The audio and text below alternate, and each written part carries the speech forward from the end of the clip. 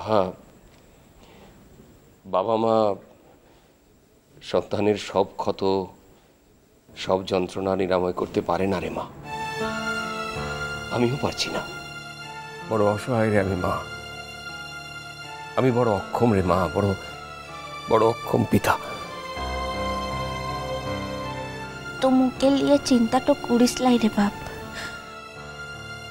মোর ভাগ্যে যদি কষ্টটা থাকে তাহলে সেটা তো কেউ আটকাইতে পারবে লাই রে।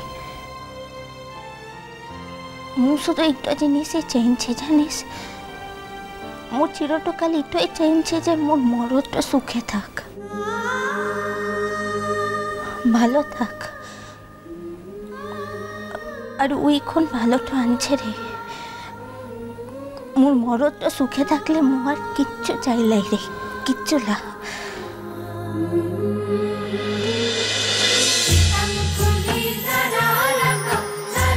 ইষ্টি কুটুম সোম থেকে রবি প্রতিদিন দুপুর 2টায় স্টার জলসায়।